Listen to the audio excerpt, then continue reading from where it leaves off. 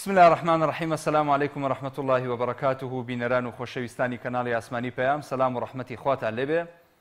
خۆشحاڵم لە ئەڵقەیەکی نوێی بەرنامەی دوانگەی خەڵک بە خزمەتیەوەی عزیز و خۆشەویست ئەگەمەوە. ئازیزان و خۆشەویستان، لە تەوەری ئەڵقەی ئەم جارەی بەرنامەکەمان باز لە بابەتێکی هەنووکەی و گرنگەکەین. ئەویش پرسیاری ئەوەیە کە لە ڕۆژانی ڕابردوو بڕیارێک دەرکراوە بە ناوەی ئەوەی کە پارە لە خەڵکی وەرەگیرێ بەرامبەر بە ناشتنی مردوەکانیان. ئایا ئەمە تا چەند جێگەی بێتەوە لە نێو خەڵکی و لە نێو عورفی کۆمەڵایەتی و سیاسی و اجتیماعی و تەنانەت ئاینیش. لەبەر ئەم حاڵەتە خەڵکێکی زۆر ناڕەزایی دەربڕیوە و پێیان وایە ئەم بڕیارە بڕیارێکی هەڵەیە، لە هەمان کاتا پێیان وایە کە بڕیارێکی لەم شێوەیە بە هەمان شێوە چێتە قاڵبی ئەو بڕیارانەی تری حکوومەت، بڕیارە فاشیلەکانی حکوومەت کە کاتێک بڕیاری غەڵەت و هەڵە ئەدا دواتر داوای لێبوردنی لەسەر ئەکا و پێی وایە کە ئەو خەڵکە پەرژینێکی قایم بێ لە گوێی گایان نووسووە، نازانێت خەڵکێکی زیندوو و سۆشیال میدیایەکی زیندووتر لە ئارایایە و لە ڕوبەڕووبوونەوەی ئەم جۆرە حاڵەتانە وەستاوەتەوە. بۆیە پرسیاری واکەن تێڕوارینی تۆ چییە لەسەر هەڵکەندنی گۆڕ لەلایەن کەرتی تایبەتەوە. سەیریکەن خۆشەویستان. لە هەرێمی کوردستان کە هەرێمێکی چوار پارێزگاییە، هەرێمێکی بچووک تێناپەڕێ لە 4-5 ملیۆن نفوس، خوێندن بەپارێ، نەخۆشخانە بەپارێ، کارەبا بەپارێ، ئاو بەپارێ، فڕێدانی زبڵ بەپارێ، تەلەفۆن بەپارێ، ئینتەرنێت بەپارێ. تخوا بە هەڵوێستێک لەسەر تەلەفۆن بکەم. تەلەفۆن کارتێک 10,000 بە 12,000 ڕوبعەکە و 12,000 دینارە. نازانم ئەم فەنتەڵۆسە لەکوێیە، یعنی لە شوێنێکی تر هەیە. ئینتەرنێت هەر بەپارەیە، ناشتنی مردووی هاتووەتە سەر ئەویش هەر بەپارەیە، ئۆکسجین ئەچی لە بازاری ڕەشەی کڕی هەر بەپارەیە، سیرکردنی تەلەڤزیۆن ئەبێ بەکارد بێ و جیازێکی بۆ بکڕی ئەویش هەر بەپارەیە. ئیتر چی ماوە نەکرێ بەپارە. بەڕاستی شعرێکی زۆر زۆر جوان هەیە کە بۆ ئەم تەوەرەی ئەم ئەڵقەی ئەم جارە هاتووە. با من ئەو شعرەتان بۆ بخوێنمەوە. ئەم جا دوای خۆتان حکم دەن بزانن ئەم حکوومەتە چی بڕیارێکی داوە. یەکێک لەو بەڕێزانە لە کۆمنت نووسیوێتی دیارەویش کۆمنتی خۆی نێهی یەکێکی ترە. گوێ لەو شعرە بگرن. ئەڵێ قەبرێ بەدەستی ئێمە لێ بدرێ، مەعامەلەی کەیت خودا ئەدگرێ، هەمانە غەربی هەمانە شەرقی، هەتا تێی نەچیت نازانیت فەرقی، هەمانە حازر بە چەرداخەوە، بە ئەرخەوان و گوڵەباخەوە، هەمانە وشکە و هەشە شێدارە، هەمانە دەستی و هەشە حەفارە، کوتینی قەبر بە کۆمپرێسەر، هەشمانە عادی و بەقاچی نەفەر، لەگەڵ قەبرەکە کێڵەکەش بکڕی، بەردێکی ئەلحەد وەرگرە بە فری، مەڕمەڕمان هەیە بە نووسینەوە، مەلامان هەیە بە تەڵقینەوە، هەر قەبرێ لێدەین لە هەر کوێدا بێت، هەرچی تێهاوین گلەیی نابێت، بۆ خەڵکی فەقیر هەمانە بەقیست، بەڵام ئەچێتە سەری لە 120. پەیوەندی بکە بەبێ دوو دڵی، بڵێیت و نەڵێیت خۆراکی گڵی، هەر کەسێک زووتر ئەرک بکێشێ، جێی دەست ئەکەوێت لە ڕیزی پێشێ. ئەمە وەرگیراوە. منیش ئەڵێم خودا قادرە و بە قودرەتی خۆی ئادەمی خوڵقاند هەر بە ئەمری خۆی، ئەنواعی بەشەر خەڵقە لەم خاکە، بە ئێمەی بەخشی ئەم دینە پاکە، بۆچی نازانی خودایە و تاکە، لە ڕێگای لادەی ڕەحمەت پێناکە، ڕاستە و بەجێیە فەرموودەی خوایە، هەر کەسێ بژی ئالەم دنیایە، شەربەتی مردن ئەبێ بچێژێ. دووبارەیەکەمەوە، شەربەتی مردن ئەبێ بچێژێ، ئەگەر پادشایە ئەگەر گەدایە. جا ئەو پادشایانەی ئەمڕۆ بڕیاریان داوە پارە لە خەڵکی وەربگرن، ئەوە شوێنی خۆتانە. خۆتانی بۆ حازرکەن ئەچنەوە لیقای خوای پەروەردگار. خوای پەروەردگاریش ئەڵێ هەل امتەلەتی وتەقول هەل من مەزید.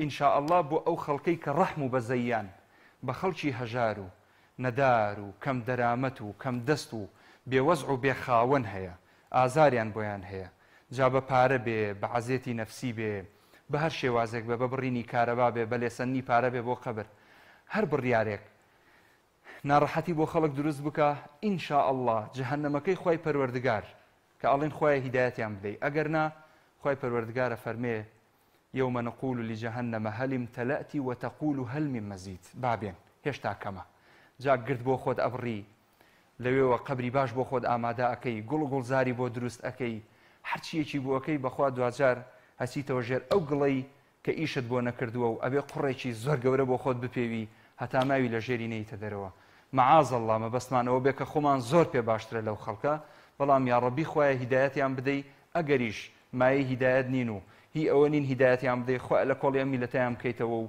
کاتیان هاتووە بەڕاستی ئەمجا سەلام و ڕەحمەتی خواتان لێبێ ماندوو نەبن لە ڕێگەی و ژمارە تەلەفۆنانەی لەسەر شاشەی کەناڵی ئاسمانی پەیام هەیە ئەتوانن پەیوەندیمان پێوە بکەن قسەی زیاتر لەسەر تەوەری ئەڵقەی ئەم جارە بکەین یەکەم پەیوەندی وەرەگرم لە هەولێرەوە کاڵا پۆڵا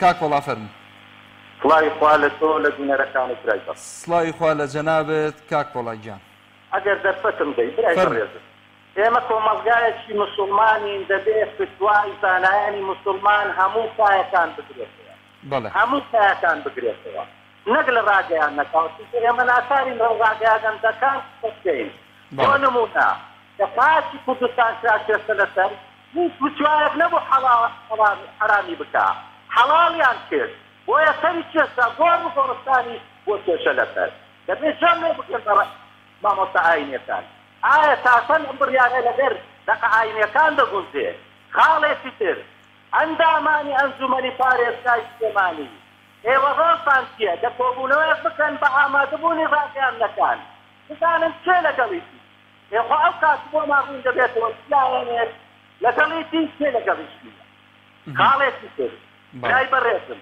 بۆ ئەوە سەر دەکێشێ ئەگەر سەر بگرێ بۆ هەموو سار و سارۆچکەکان کۆمپانیاکان لەو جۆرە زیاد دەکات بۆ گوند و سار و سارۆچکەکان ئەو کاتی مردوشۆرەکان لە بەنگلادیشی چینەوە دێن لە فلیپینەوە دێن و پندورەکان لەکوێ دێن چونکە کۆمپانیاکە سەدان لێ دەبێتەوە بۆ 5 ملیۆنە وەیە هیوادارم پیاوانی ئاینی ڕاگەیاندنکاران کەسوکاری شەهیدان کە دەڵێن کەسوکاری شەهیدان خوێنیان بەخشی بۆ ئێمە بۆ نەوەکانمان نەک بۆ سوکایەتیکردن بە شەهیدەکانمان دەبێت ڕۆڵی هیمەتی خۆیان بدۆستەوە چونکە من ئامادە نیم پیرێک دافیرێکم بدەمە دەست سەرخۆش و ئەوانەی کە نازانن هیچ بەهایەکی نیشتیمانی بە ناوی کۆمپانیاکانەوە دفن و دفنیان بکەن من ڕێگا نادا بە 10 ملیاردێری چونکە ئەوە پەیوەندی بە بەهایەوەیە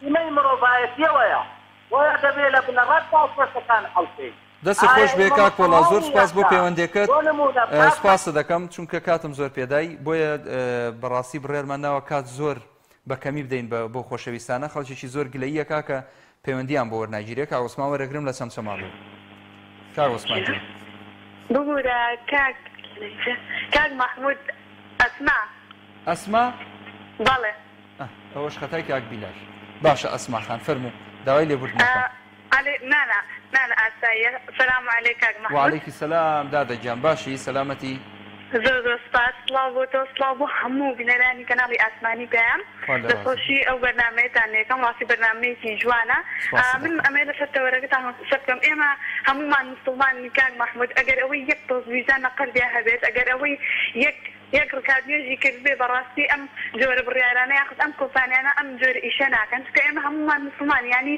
چ پێویستەکە ئێمە بە ئازادی دینە سەر ئەم ژیانە چ پێویستەکە ینی بۆ گۆڕ هەڵکەندنێک 250,000 دینار وەربگرین بەڕاستی هەموو شتێک کەوتێتەوە سەر حکوومەت هیچ وەکوتم یەکەم بێویژدان ئەگەر بێویژدان دەبێ خێر ئەم کۆمپانیای هێناوە ئەم بۆ هەر گۆڕ هەڵکەندنێک ئەڵێت ئەوە نەهزارە لە خەڵکە ئەسەنێم یعنی مانای چییە لە تۆ لە وڵاتێکای بە ئازادی لەدایکە بێ بە ئازادی ئەژی یعنی چی تۆ کۆمپانیایەکەت هێناوە ئەڵێ وەڵا بن بۆ وەرهەڵکەندن ئەوەنە لەو خەڵکە ئەسەنم ئەڵێ بۆ مناڵی سەرو پێمە بێ 12 ساڵە 170,000 سەنم ئێ بۆ تۆ ئەسەن بڕیارەکەت هەر غەڵەتە چەند ئەتوانی 170,000 وەربگری دەستە خۆش بێدا دەسما سپاس دەکەم پەیامەکەت گەیشت دەست خۆش سپاس بۆ پەیوەندیەکەت بەردەوامی لەگەڵتان خۆشەویستان لەسەر تەوەری ئەڵقەی ئەم جارە پرسیارێواکەین تێڕوانینی تۆی هاوڵاتی چییە لەسەر وەرگرتنی پارە بۆ ناشتنی جەنازەیەک بە پارە. محسن وەرەگرم لە قەرەداخ. ئەم کاتت باش بەڕێز کاتت باش کاک مەسین گیان. قوربانتم چاوە ماسەکەم ئەزیزەکەی من وەڵام من یەک پەیامی کورتم هەیە. فەرموو. دڵنیا بەنەوە ئەم وڵاتە بەرەو خراپتر، زۆر بەرەو خراپتر، خراپترەکەش تەنیا گۆڕان بەرپرسە لێی لەگەڵ مەلایە. بەڵێ. ئەم دوانە هەردووشیان لە هەرێمی کوردستانە بوون بە خەلەلێکی سەرەکی بۆ ئەم وڵاتە. بەڵێ. مەلا ئەگەر پێشڕەویت، ئەگەر مەلایت، ئەگەر دینداریت، ئەگەر دینە بێبەڕێوە وەرە پێش میلەتکەوە، میلەت بەم شێوازە ئەوا ناڕوە. تۆ مەلایت گۆڕان تۆش میلەتت فرۆشت، نێوانی تۆ فرۆشتت.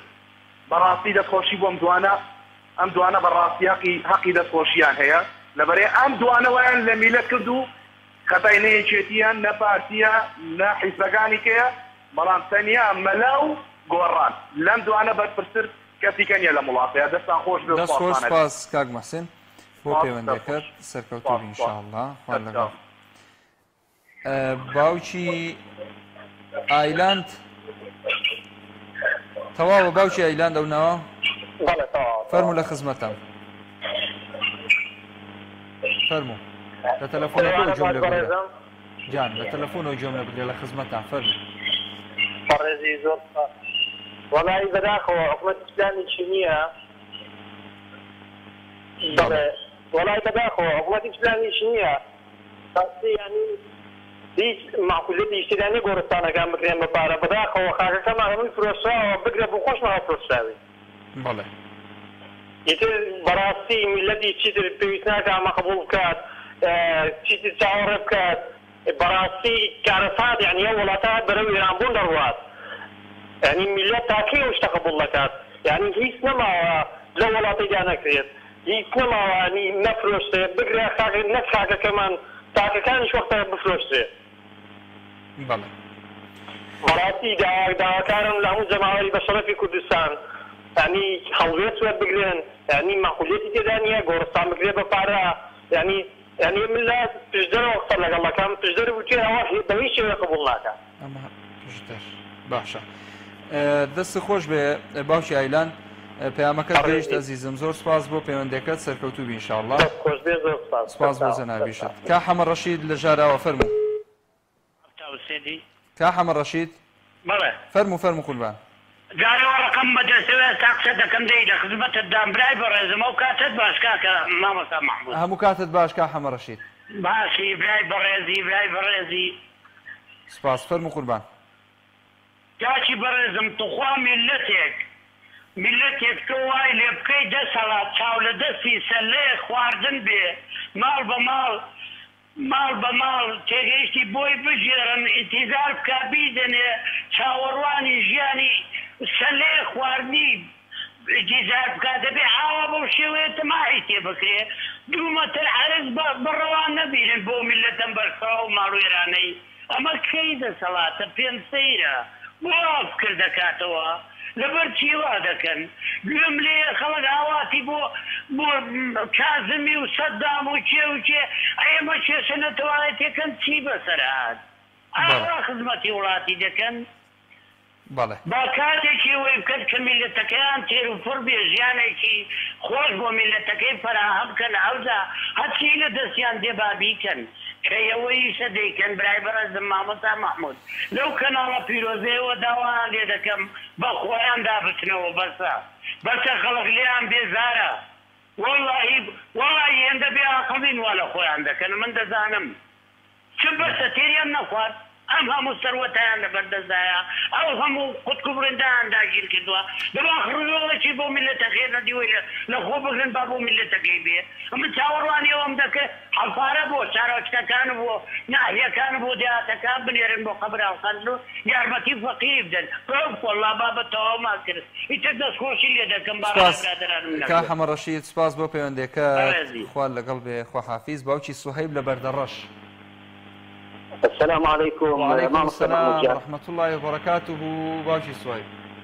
باش مامۆستا جان چاو سپاس دەکەم فەرمووجانە دەستخۆشی لێ دەکەم مامۆستا جان هەتا بکرێت بتوانین یعنی ئەوها زوو پەیوەندیەکان بەڕێ بکەیت لەوەی خەڵکێکی زۆر لە بەرنامەکەی کە ئینشاءالله وڵا دەربارەی ئەوەکەی بەناتان تەوەرەکەتان بە حەقەتەوە حکومەتە یعنی ئێستا کە هەرچی بکەلوی دەشتە سەر هەرچی بکەلوی دەشتە سەر پێویست ناکە خەڵک خۆی میشەوەشکەوە بڵێ وەڵا وا دەزوادی بقناعەتم وایە من هەرچی بکەلوی دەشتە سەر ئەو نازانم ئەو میلەتە ئەتاکەی یعنی ئەرەوا خۆی کرد بکە ئەمن دەنجی خۆم دەخمە پاڵ ئەو دەنگانەی کە دەڵێن مامۆستایان دەرپرسن بە حەقیقەت ئێستا ئەو شتەکەتە جەبهەی مامۆستایانی ئاینی دەبی هەڵوێستیانەبی یەک دەنگ بن لە سەرتاسەری کوردستان بە ئەو خوتبەی دادی هەمویان ئەو مۆزوعی باس بکەن ئەگەر ڕاست دەکەن دڵسۆزن لە ئەو میلەتەی پێویستە لۆ ئیسلام دڵسۆز پێویستە ئەو هەفتەی دادی هەمویان یەک دەنگ لەسەر ئەو مۆزوعا بەدوا بێت چونکە بانەڵێن بەس لە سولەیمانیە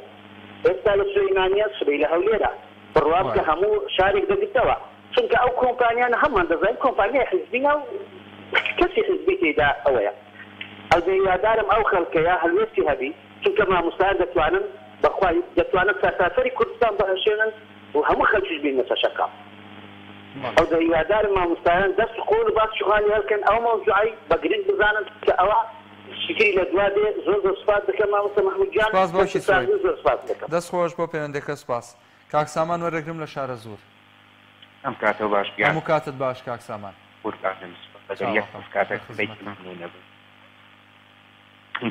سەبارەت بە بەڕێز ئەڵەی چۆم لە قسەکان بوو خوای گەورە هیدایەتی ئەم دەسەڵاتەدا بە قوربانی و ژیان کورەوانەکەی ئەهلی هیدایەتن بابەوانە لە 1970ەوە تیاشوو بە پێگیرا و مخابراتی موسادی ئیسرائیلین کاکە ئێستاەوە بەرنامێکی ڕاستەوخۆیە لە ئێنارتی سەرۆکی شارەوانیە فەرمێمەڵێ ئەڵێمە لە 2010ەوە کەسومانەتە بەرنامەوە کردومانەتە بەرنامەوە کە ئەم ئیشە بکەین هەمیشەش با بە تۆ کۆمپانیایکی با بێتن بڵێمەیەکە هی بنەماڵی بەرزانی و تاڵەبانیە کە ئەمانە لە 1968ەوە ئەو کابرا سەردەشت سەرباز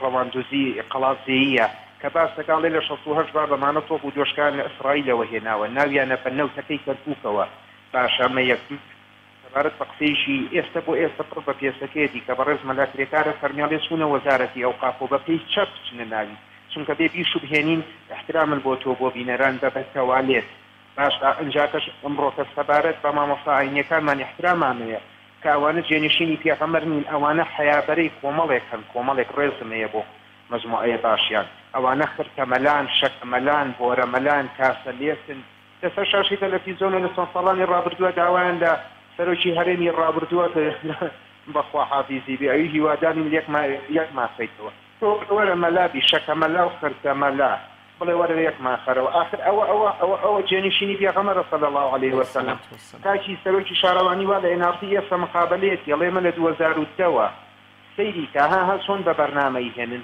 هەتا وەکو ئەمانە بەکرێگرتە و ئەوەی برادرانی موسادی ئیسرائیلی بن زۆر لەوە خراپریشێ وڵا باوکم کوڕە کە پێشەم قەرارێ مردی هەیە ئەمان نادەکەسین زیونەتیمان بەنسران و خۆی پشمان سنکە بن هەوردوومانت بۆ ئەوێنە تۆ چاوەڕێی چیەکەی کاکەجیان زۆر لەوە خراپریشیان پێیە ئەمانە ئەوەی کە موسادی ئیسرائیلی تەڵەبی کە حەزی پێ بکات بیانەوێ ئەوە ئەکەن ئیتر تۆ قەبر هەڵەکەنی نایکەنی بە پارەی تێی بە پارە ناکە ئەوان جوان لەو شتانە نییە دا هیوادارم لە بەڕێزیشان کۆمەڵێک ئەگەر وەکو فەلانی یەکگرت و کۆمەڵی ئیسلامی ئەوەیان هەبێ با قەرار هەڵوێستیان بنوێنن کاکە ڕجاءن و ڕێزمێ بەناو وەزارەتی ئەو خاپۆنێکن وەکو دووبارەیەکەمەوە ئەو برادرانی وەزارەتی ئەوە حەقواتی ئەمڵێ خرتەمەلا شەکەمەلا لە شوێن ئەوانە فتوا بن لەسەری دەست خۆش بە زۆر سپاس دەست خۆش سپاس دەکەم کاک سامان هەر بژیت باوکی دیاری وەرەگرم لە هەولێر باوکی دیاری السلام عليكم. وعليكم السلام ورحمة الله وبركاته. خلای خواتان لێ دەست خۆشی لێ و لە بەرنامە بەرەزتانەکەم زۆر سپاس دەکەم. یعنی دەمەوێت سەرنجێک بدەن نازانم بڵم لەسەر حکوومەت بێ لەسەر ئێمە بۆچی ینی هەموو شتێکمان هەر بە خۆ پیشاندان بێ خەروەنیە ینی ئێمە ئەکەیمە هەردانیشین ئێواران بڵێن وا با تەماشای کەناڵەکان کەین بزانین چی حکوومەت چ بڕیارێکە ئێمە بەیانی بۆ خۆ پیشاندان ئەوەتمان بۆ قوتەکەمان ناوێرین هیچ خۆ پیشاندانی بکەین بەس کاتەخە ئەو هەموو پرسە گرنگە ئەو کۆمەڵە ئەوە یەگرتووە ئەوە گۆڕانە ئەی بە شەوانە بۆچی لە حکومەتن ئەی باشە ئێخە نابێ شتێک بە ئەم پرسیارە دروست نابێ ئەی کاکە ئێوە خەڵکە ئیشکاری چیەک بۆچی دەجیدا بە ئێوە مەبەستت لە حکوومەت یعنی بەشدارن لە حکوومەت بۆچی ئێمە لە زیاتی ئەو حزبانە چاوەڕێی حکوومەتکەین حکوومەت بڕیارێکی ئەوها سەقەت بدا کاکاوە مردووی ئیتر ئەبێتە پارە بێ بۆ مستەشفارە بێتە پارە بچی بۆ قوتابخانە ئەبێتە پارە دوێنێ بڕیاریشیان دەرکردیاڵێن بە ئۆنلاین ئیسا بڕیاریشیان دەرکردیاڵێن کاکە بێت دەوام بکە کاکە نیوەی قوتابخانە دەوام بکە نیوەی لە ماڵەوە بێ ئەوانە بڕیارەکان بەخۆشیان نازان چۆن ینی بڕیارەکە کاتیە یەکێکە لە سێ ڕێی دەرێ بڕیاڵە بەیانی بێتە بڕیار ئەی باشە ئەو حزبانە بوو یعنی بۆچی هەر ئەو خەڵکە بۆچی هەر چاوەڕێ بکەن لەو خەڵکە بڵێ خۆپیشاندان کرێ لكن أي نابي وحزبان إذا أنشل لقى الحكومة أم هم وزير بالرئاسة أم أي نابي قصيب كان كاكا وبرلمان بوتي دروس بوا أنا برلمان إيشكاري خلق بزي الربا زي بزيناكا أي نابي قصيب كان لسلهم برسقرينجا كاكا ولا كان له خلق كثير دوا كاكا والله خلق السواوي يدري ما ينابي براسي يعني دستواجنو داني شونات وكارو كثابتي كان يشتوها ئیشوکارەکەات و خەڵکی کردوتە ژوورێ و بڕیاری لەسەر جێبەجێیەکەی ئاخر خەڵکە پارێ ئاو بدا پاری کارە با بدا پاری مردویش بدا یعنی بۆ خاتری خواتە مردویش بە پارا بێ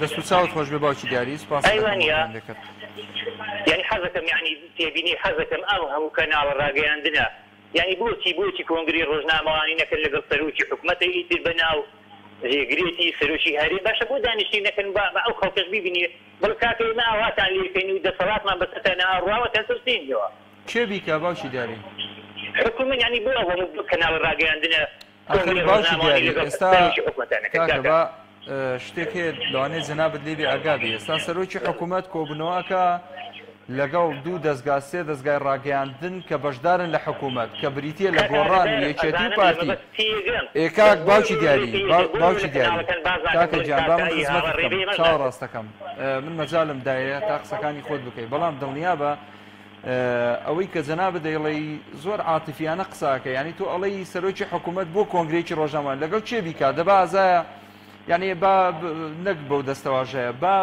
بە معنایەوەی کەناڵی پەیام بانکە و مقابلەی لەگەڵکە با بزان من 5 پرسیار 10 پرسیاری لەکەم من پرسیاری جەوەری و حەقیقی پەیوەندی بە ژیانی خەڵکەوە هەبێ منەوە پرسیارانەی لەکەم خەڵگە ڕۆ پرسیارەوەی لێکە خواردنەکە چییە بەیانیان زوو بۆین باخەکە چ ڕەنگە حەزەکەی و گوڵی بەدەستەوە بێ ئەوە کەی پرسیارە ئەوانە کەی شتن ئەسڵەن خەڵک لە کۆمنت و لە معلومات و لە کەناڵی ڕاگەیاندن بیرروژێنێ برا بە ڕێزەکەم سوپاس بۆ پەیوەندەکەت خەڵکیان پرسیارانە لە سەرۆکی حکوومەتەکە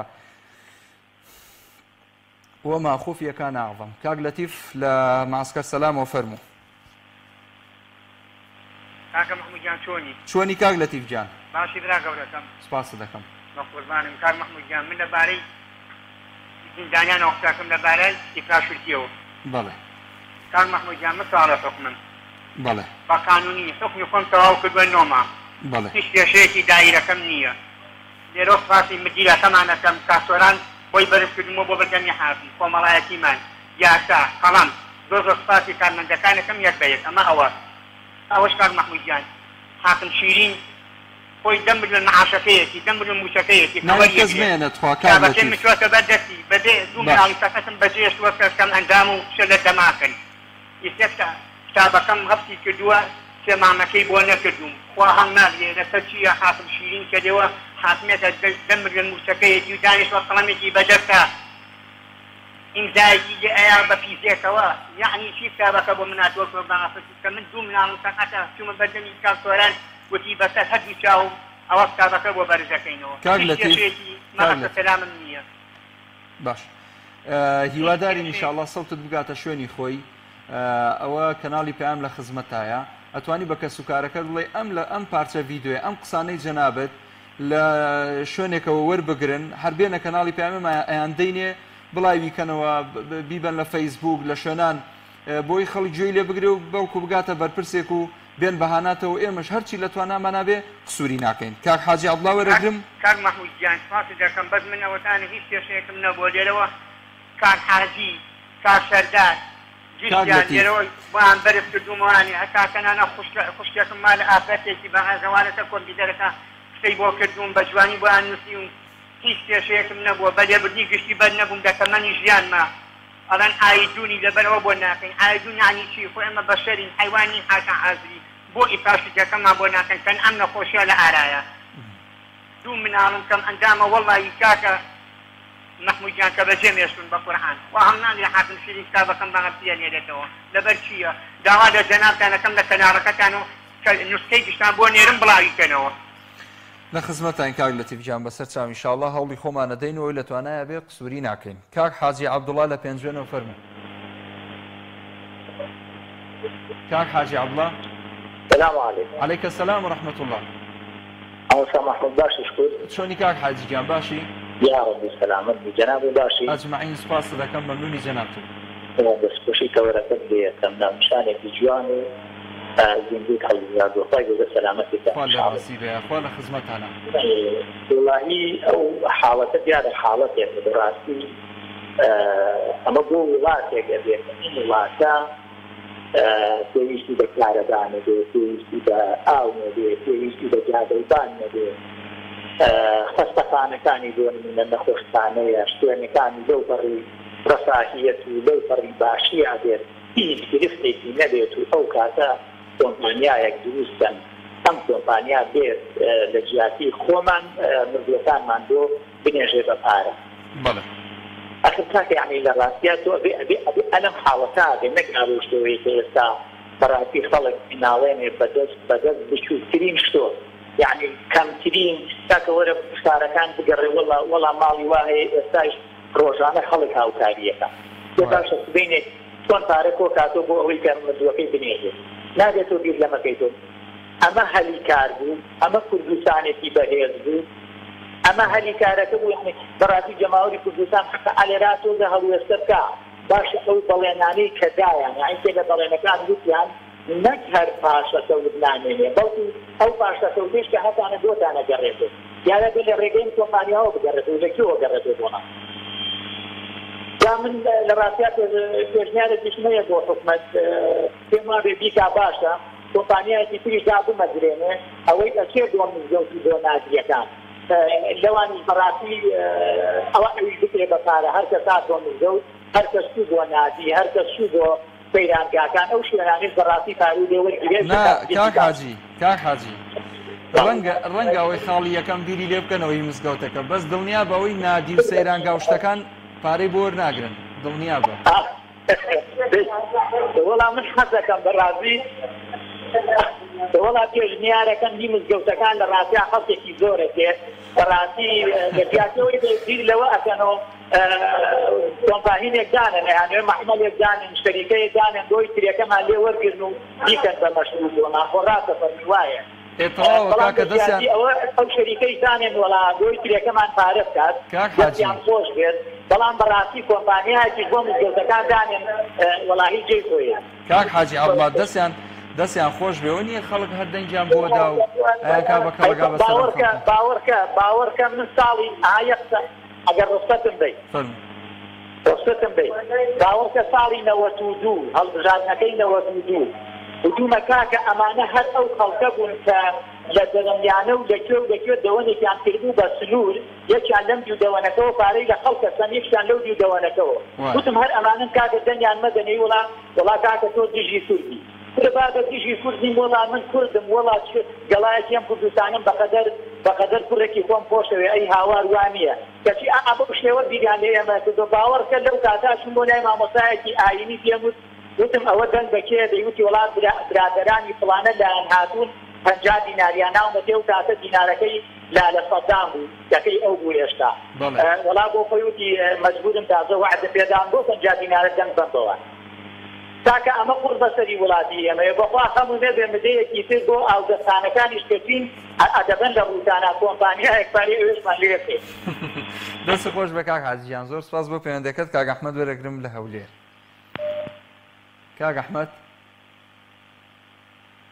كاك أحمد دايما خانة وجاري هستا كم لسر هي الماوة بس إشكالي شي هي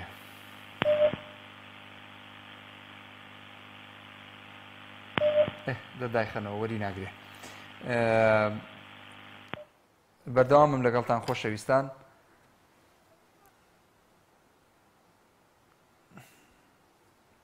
باوکی پروشە فەرموو. سلام علیکم. سلام و رحمة الله و برکاته. باوکی پروشە فەرموو لە سلێمانی. سڵاوی خوا لە جەنابەت چاوەکەم.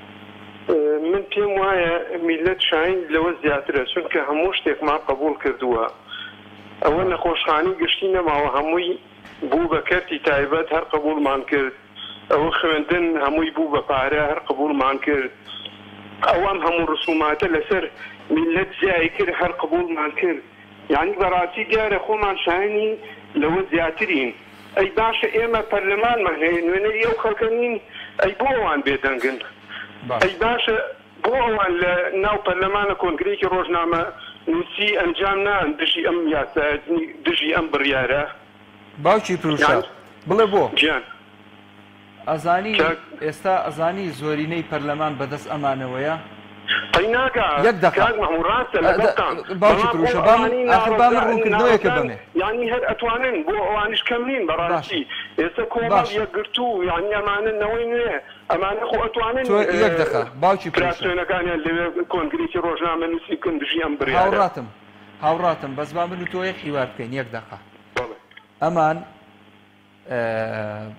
بۆ نمونە هەر حیزبێکی دیاریکراو لەگەڵ کۆتاکانی کە هەیەی ئەوە نیوەی پەرلەمانە ئەمانی تر لەگەڵیانان باشە بۆ نمونە فراکسیۆنی گۆڕان و فراکسیۆنی یەکێتی لەگەڵ فراکسیۆنی پارتی ئەمان هاوتەری بن ئەمان لەگەڵ یەکان سەیری براتکە فراکسیۆنی کۆمەڵ کاک عەبدولستار مەجید وەکو سەرۆکی فراکسیۆن کاتێ دێ واژوو کۆ ئەکاتەوە بۆی سەرۆکی حکوومەت لێپرسینەوەی لەگەڵ بکرێ دوجار ئەم سێ هێزە یەک ئەگرن نایڵن ئەمە بچێتە سەر ئەمیش هەر وەکو پرۆژەکانی سەکەی جەناب و تەواوە یەکەم بەڵام بۆ مێژوو یعنی هەر واجبی سەرشانی ناڕازیەکان یعنی بۆ مێژوو پێویستە یعنی شتێکی وا بکەن بەدڵنیاییەوە چونکە ئەوان نوێنەری خەڵکن بمانم نێ نوێنەری ناڕەزایەکانیشن یعنی ئەو خەڵکە ئێستا لە هەر کەسێ ڕاپرسیە بکە یعنی لە ناو خەڵکە لە سا هەشتای ئەم یاسایی پێ باش نییە قبوڵی نییە بەڕاستی ینی بۆ مێژوو ئەگەر هەر ناڕزایەکان کۆمەڵ و یەکگرتوونەوەی نوێمانە ینی حەقە شتێکی وا ئەنجام بن ڕەنگە تاسیریشی هەبێ ڕەنگە جێگەی خۆی بگرێت. زۆر باشە ئینشاءڵڵا دەستی خۆش بە باوکی پروشە سپاس بۆ جەناب زۆر هەر بژیت سپاس بۆ تۆیش. چێمان لەگەڵ بوو باوکی عەبدوڵڵا لە هەولێر. وعەلەیکوم سەلام و ڕەحمەتوڵڵی و بەرەکاتوه و باوکی عەبدوڵڵا. دەستخۆشتان لێ دەکەم کاک مەحموود گیان لە بۆ ئەو وەسعی ئێستا هاتەکارەوە بەنسبەت لە گۆڕ هەڵکردنەوەوانە ئەگەر لە گۆرستانی وێنەگەرەکە پاسە عادەشان بدەنێ وەکو 50 مەترەکبی هەر کەسەوە عائیلە تایبەت بەخۆی بی و بڕە پارەشان لێ وەربگیرێ و هەموو جارێ خزمەتیان بکرێ شتە تازە ئێستامە لە هەولێری گۆرستانی کەسنەزانمان هەیە وەکو کۆمپانیان یە کاک مەحموود بەڵام بیداتی لەسووی 50 مەتر عاردیان لەدایە گۆڕەتشاندۆ هەڵدەکەندی تقریبا نزیکی 180,000 لێ وەردەگرتی ئێستا کە 50 مەتر عاردەکە تایبەت بە خۆتە بەخصوص بوو کەس و عایلەی خۆت بەڵام ئەگەر هەر دەمایەکی بچی حەفارەوە و ئەوەکان بان بکەیت 150,000 لێ وەردەگرن بیبلۆک و شتایگەر و ناشتی مردنەکەیە ئەوزە نازانم ئەوەی سلێمانی چۆنە هەر مردیەک دیگی 260,000 مثلا پاسە عادە تایبەت 50 مەتر تایبەت بە عایلەکە یان تایبەت بە نەماڵەکە. بەڵێ باوکی عەبدوڵڵا وەڵا ئەوە لێرەوە نییە بۆ شێوەیە نییە ئەوە لێرە هەر وەکو سەرانە وەرگرتنیەکە ینی بە معنای ئەوەی کە نازانم هیچ ناوێکی نییە نا هیچ ناونیشانێکی نییە ئێستا بە ناونیشانی ئەوەی کە ئاو و کارەبا و خزمەتگوزاری هەیە ینی قەبرستانەکە بە حساب ئەمانەی هەیە پارەی ئەوەیە وەرەگیرێ ئێمە بۆ قەبرستان کارەبا و ئاو قەینا لە شوێنێک ئاوازی خەڵکێک بیبا بەڵام کارەبا ئەوەی بەردەوام دۆچی خۆقاتی لە خەڵکێک باوکی عەبدوڵڵا ئەو کابرای زیندوو ئەوەی نییە ئێستا بۆ وانە ئێستا ئێمە زیندوو کارەبامان باش نییە و ئاومان باش نییە و گوزەرانمان خراپە نەکا بۆ مردووی چاکەکەن حتمما ئەوەش تیجارەتێکە تیجارەتێک لەسەر ئەوەیە ملگەکان ئەوەتا زیندەکان نەمازان ملگەکان دەست و چاوت خۆش بێ سپاس دەکەم بۆ پەیوەندەکەت باوکی عەبدوڵڵا کاک بیران وەرەگرم لە هەڵەبجەی شەهید. السلام عليكم. وعليك السلام ورحمة الله وبركاته. پێشەکی من یەک داواکاریەکەم هەیە لە پارێزگاری سلەیمانی بە هەمان سێوە وەکو تۆم وتی دەخیلەیەک دابنێن بۆ هاوڵاتی با دەخیلەیەک دابنێت بۆ نەوت بکرێت با بەیانێکی کەس بات کە دەخیلەیەکی تا دابنێن بۆ گوڵاکانیان. سپاس. باشە سپاس دەست خۆش بێ کاک میران گیان. بەردەوامم لەگەڵتان ئەزیزان. کاک میران ئەڵێ داواکارم لە پارێزگای سلێمانی داوا بکەن لە هاوڵاتیان دەغیلە دانن. کاک دارە لە عەربەت. کاک دارە فەرمووی. کاکە گیان سەلام عەلەیکوم. وعەلەیکە السەلام ورحمەة الله وبرەکاتوه. حەو برای باوکی من با من چەند شتێکت پێ بڵێم ئێستا ئێمە ئەبێ سەیری ڕابردووکەین قسەکەم پێم مەبڕە با جوان شی بکەمەوانێ جوان حاڵیم کە لە نوکۆ. کاکەیان ئەمریکا عاقڵە بێ بە عاقڵی لەگەڵی بڕۆی من ئەزانم مەوزوعەکە گۆڕە کارەبایە درەختە چیە بەڵام ئێمە سەیری ڕابردووکە. ئەمریکا ئیش لەسەر ڕابردووەکە سەلاحەدینی ئەیوبی کە خۆتی شەریکی ڕزگار کردووەکێ بۆ لەو قایدانە. هەراری ساکس دیکۆ لەسەر ئەوە دەرچوو کورتی چی نەبێ بە هیچ پیاوێکی وای لێ هەڵ نەکەوێ سارێتر بەرە خۆ دەست بڕوە. ئەمە یەک. دوو ئەمریکا پیلانی استراتیژی هەیە لە 5 ساڵە بۆ 50 ساڵ لە 10 ساڵە بۆ 100 ساڵ لە 15 ساڵە بۆ 150 ساڵ هیچی پێی نییە. ئەو بۆ ئیزافەی قسەکانم بۆ جارێک وتم کرونا دروست کراوە چۆن تۆ ماسی یەگری گۆشتی پێوەکەی گۆشتێکی 10 کیلۆ یەگری سینی کردووە بە خولافەکەەوە بۆ عالم ئێرانی کردووە بە خولافەکەەوە بۆ سعودیە و یەمەن و ئەم دەوری خلیجە ئینسانە بێ عاقڵ بێ. سەیری تورکیاکە خەریکەیکا بە خولافەکەەوە بۆ ئەوروپا و ئاسیای سەر و کەسە شیری نەکەی من دوواخە لەم سەویایە. رووسیا ئەمریکا ڕێکەوتون کیشان بۆ تۆ ئەفغانستان بۆ من عێراق بۆ تۆ عێراق ئەمە بە مەرحەلەیەکە کوردی خۆمان لاوەڵە بەشەرە بووە. ئەم قایدانە ئەم بەرپرسانە کە کاتی خۆی مناو بوون باو باپیرانیان هێناویانە ئەمانیش خەتایان نییە مەرجیان بۆ داناوە. ئەوەی عاقڵ بێ لە مەرجەکان خۆیە پارێزێت چونکە ئێمە میوانی لەسەر ئەم زەویە. ئینسانیش کە میوان بووە بێ بە ئەدەب بێ لەسەرەوە ئەدەبەکە دیارە لێرەش کەسە شیری نەکەی من ئەجیان مەوزۆ گۆڕنیە بەتەنیان مەوزۆ کارەبانیە ئەم ناوی چیە لە بیر نەچێتە و لێم تێک نەچێت پێم نەبڕی ترکیۆمەیە پێم بڕی کەسی من ئەمریکا مەوزوعەکەی گرێ لە دەستی پارتیۆکێکیان نییە مەرجیان بۆ داراوە. جۆ لە منە بەڵێ بەردەوام بە خاڵە شیری نەکەی من قسەیەکەیە ئەڵێ حەدیثی قودسی ئەمریکا غرب كوين غرب يعني أمريكا يكن بريطانيا دوم أمريكا بسيري ميزوكا ناتواني إجلس القرآن كإجلس حديثك أو تعمو معنا بين حديثي صحيح حديثي أوا يشي لسرك ودو صصا صصا لمو بيس كاشي من أن تكنولوجيا لناوية ما يمنع لكاني وان بكاريا برو تراتيني أسمان كانك إما كمروفين خواهي تبارك وتعالى لقرآني في روسا بس وجاكاري كردوا أفرمي أما بارون نبو خلص يم نبري أفرمي أعوذ بالله من الشيطان الرجيم بسم الله الرحمن الرحيم وجعلناكم أمة وسطا لتكونوا شهداء على الناس صدق الله العظيم أما يعتبر سيلي دبيني بو نمونا إما بو كيس لم همونا وتم سينية سرسودية دبيك بطانية دروس ناكين خواهي قورا برا وستجوانكي خومان كيسا خريك الاشياء أما كابا شايد بو قومي كافر هم ليرا هم لسروا كذلك لو دانا من ابو علمانية كاك علمانية إما مسكوت مانية سوانا مكو مدينة مانية قرآن مانية فاقو خاوني مانية لدواي چند قرن بوي كورونا وتاظر دسام كون كاكا مدنيكا هاي بو بكارينا انا كذلك لخوي دائما نمينه علمان بو شوان بلان إما أبي خوما صاريزين لو برجانك صليبيت بو دانية أبي نيكي قايدانا والله منان تاواني انية كاكا علي اگر بقسم عنك الحرب تيبريم إيران تيبريم تركيا تيبريم أو بوكم أو واليكم بحث كان بعقلي بكين همو ما كردين همو ما ناوي شيء هذا الشيء يق ناوي يقطع خانة كيف يغنبري إسلام جول منا مكان ما وقات ما كم دماوا كما كشوالهم خواي تبارك وتعالى رحم بوك سكاك أيضا يقطع خانة كيف يغنبري إسلام لا با زانيات رحمي في بكات آمين الدنيا سربرز يولا قيامتها وديخ وحافي اللهم آمين يا رب العالمين. خواد لقلبي أوي كوتايد لهر همي باشتر بو يا ربي خوايا استقامة من بيب بخشي لسر أم دينا باك وجوانا لا ما ندى يا رب العالمين. باوشي عبد الله السليماني. السلام عليكم. وعليك السلام ورحمة الله وبركاته. الله براي برز من الله فارزقاري سليماني إيشي تشيا. وعندما برلمان كان الراستك من بلانكو كاسة دنجي كيواني أنا ترى موضوعها. جاي ما هتشن صالزاري وشتك ما عندوني بكنوا. صار رايوي نودنيا. كهرباء باشنيا لأن كهرباء فروشين بجنوب.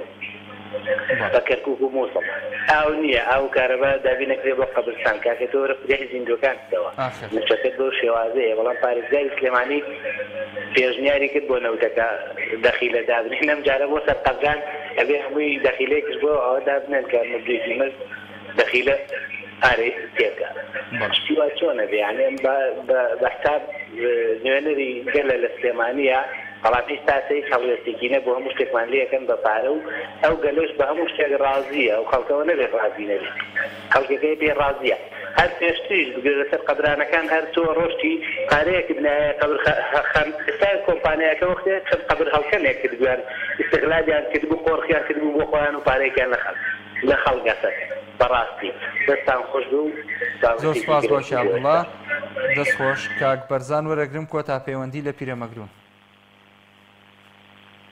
کاک بەرزان باشی بەڕێزم باشی کاک بەرزانجان زۆر سپاس خزمەتتان وڵا لە سەرەکەت نەکەستەمان هەبوو فەرموو قوربان وازان مەسەلەکە لەسەر قەبرستانەکەیە بەڵێ ئەوەی پارەی وەرگرت پارە وەرگرتنەکەی قەبرستانەکە بەڵێ والله من خۆی ڕاستەکەی سەرەتا ئەم مۆزوعات تۆزێک گەورەکرا لەسەر مەسەلەکە تۆزێک عقارێکی خراپە ڕۆیشت بەڵێ بەڵام ئەوەی کە شارەوانی خۆی لەم لاچە باقیجان کە ڕوونکردنەوەیدا یعنی تۆزێک بە چاوەڕوونیدا بە هاوڵاتیان وەکو ئێستا خۆشی لە NRC سەرۆکی شارەوانی هەنێ قسەی کرد نیشتەکە تا ڕادێک ئارەزوومەندانەیە خەڵک لەوێ مردوو بنێژی یاخود دەینێژێ ئەو نێمە بزانین لە گۆڕستانیش لە هەموو کۆڵانەکانی سلێمانی یعنی گەڕەکەکان هەیە هاوڵاتیەک ئەگەر پیر خۆش نەبێ لەوێ مردوەکەی بنێژێ ئەتوانێت لە ناوچەکەی خۆی لە گەڕەکەی خۆی لە شوێنەکەی خۆی بینێسێ ئەمە لایەکە لایانی دووەمیان قسێکی زۆر جوانی کرد کە ئەم قسەی زۆر باوەڕ لە ناو هاوڵاتیان یعنی هەموومان ئەزانین يعني بشي لقول خلقنا كان لقريتنا يعني ناس يبغين بشي شيء كنيان